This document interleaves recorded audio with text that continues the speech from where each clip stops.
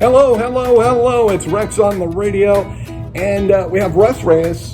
He is the personality behind Kilt in Cork. And you wander from wine event and town to town, finding out about wine. You are kind of like a gypsy. And you wear a kilt, and you're proud of it. And so, tell us, Kilt in Cork. I mean, I love seeing at these get-togethers, these events, and you have such a great personality and a lot of fun with wine and even bourbon and spirits. And I mean, you're a spiritual guy. You can say that, yeah. Well, hey, thanks, Rex. I really appreciate you having me on the show. Oh, sure. This is awesome. Yeah. But yeah, I like to promote the local scene that, as it relates to wines and beer and spirits now are really becoming, there's more and more distilleries in our local neighborhoods.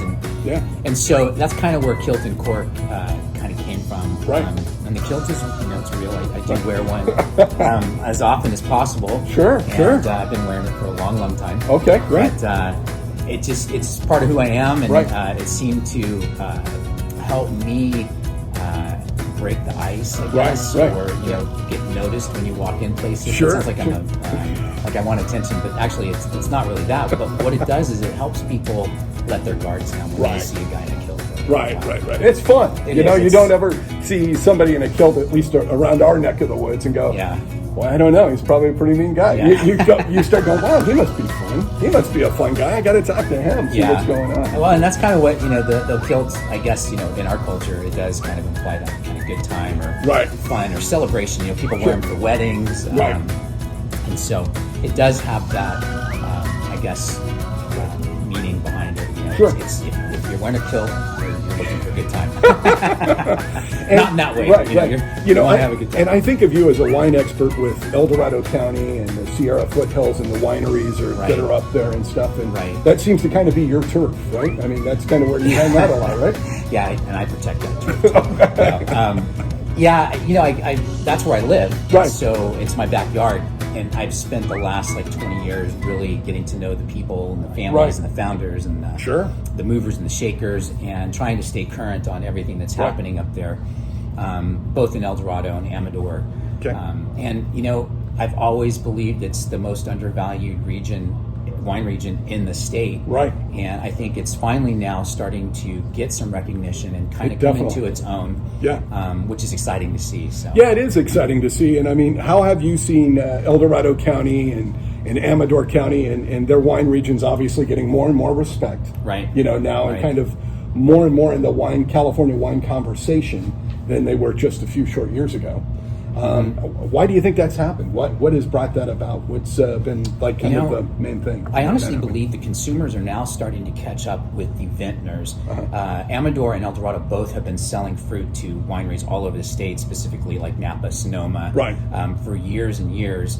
And I think that now consumers are starting to see that name on labels, and so they're starting to recognize that the origin of that fruit and where those wineries are a place they should visit. I think one of the best things that happened recently in kind of the history of Eldorado and Amador is for Rombauer to move into the neighborhood. Right. They've been growing grapes in Eldorado County for years, and putting them in one of their amazing Zinfandels. Right. And so that kind of, I think, shows people that, hey, that's quite a region. Yeah. But Fair Play in Eldorado County, Lots of new activity down there, lots of new wineries that are coming in just because they realize the quality of the fruit that you're getting in the mountains in Eldorado. It can't be duplicated anywhere. Right. And I think the other thing too is they're so close to Sacramento, right? So it's a short commute from Sacramento or the Central Valley to those locations.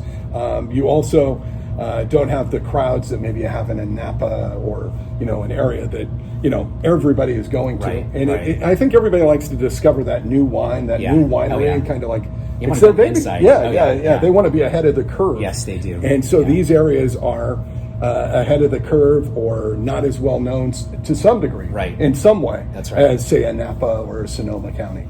Yeah, and that kind of the crowd thing that you mentioned, I really believe that's almost a thing of the past now. You know, Right. I think with this COVID and how the wineries are reacting, and I think we're going to talk about that later. But it's changing the way that people experience these tasting rooms, and honestly, I think it's leveled the playing field in a lot of ways to where people are focusing, the wineries specifically, are focusing on the quality of the service and the quality of the experience.